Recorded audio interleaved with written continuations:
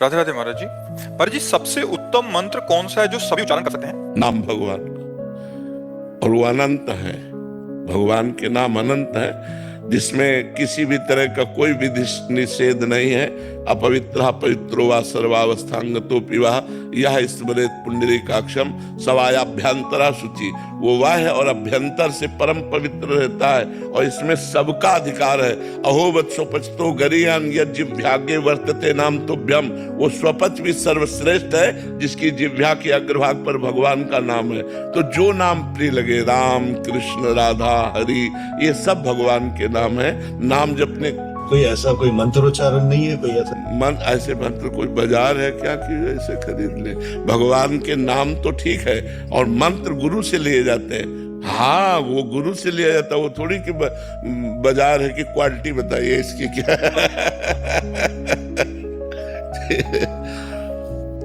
राकेश त्रिपाठी जी वाराणसी से। त्रिपाठी जी वाराणसी से। राधा वल्लभ शेरवंश महाराज जी, आपके चरणों में कोटि कोटि प्रणाम। महाराज जी, मोक्ष की अवधारणा या सिद्धांत क्या है महाराज जी?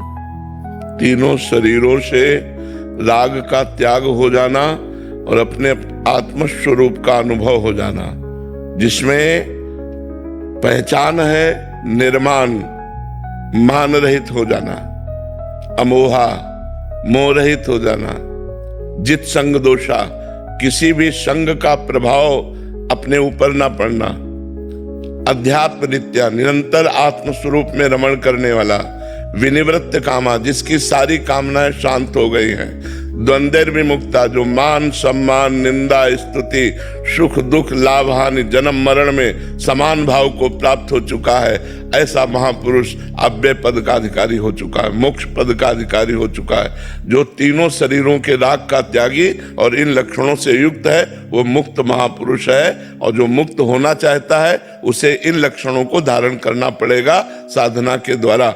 बिना इन लक्षणों को धारण के वो मोक्ष पद का अधिकारी नहीं हो सकता।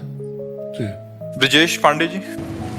राधे राधे महाराज जी। महाराज जी, भगवान अपने भक्त की हर आवश्यकता सुख दुख के बारे में जानते हैं, फिर हम भक्त मंदिर जाकर उन्हें अपने दुख बताने या उनसे कुछ मांगने क्यों मांगते हैं महाराज जी?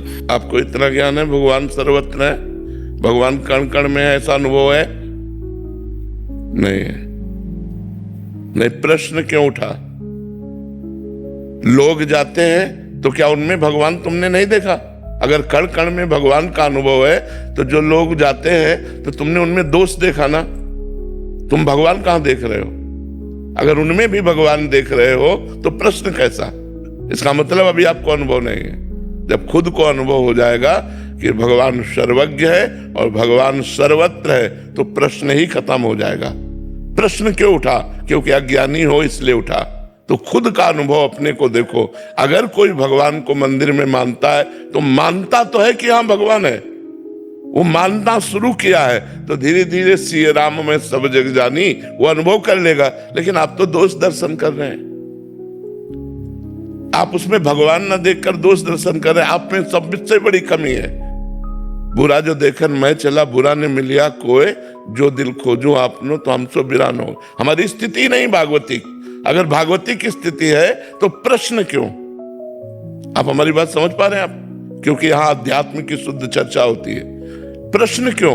प्रश्न है इसका मतलब ज्ञान है। आप उनमें लोग देख रहे, भगवान नहीं देख रहे, तो आप क्या देख रहे? वो तो मंदिर में भगवान देख रहे, तुमको उनमें भगवान देखना चाहिए। अगर उनमें भगवान देख रहे तो प्रश्न कैसा? जाना चाहिए, मंदिर जरूर जाना चाहिए। भगवान सर्वत्र हैं, लेकिन श्री विग्रह के रूप में अर्चावतार से विराजमान है। जरूर जाना चाहिए, प्रणाम करना चाहिए, पूजा करनी चाहिए, नमस्कार करना चाहिए। आवश्यकता हो तो मांगना चाहिए। वो पिता है, हम किससे मांगेंगे? वो सर्वलोक महेश्वर है, दाता है, हम उन्हीं से तो मांगेंगे। तो करना चाहिए। आप हमारी बात समझो, दोष दर्शन मत करो किसी पर।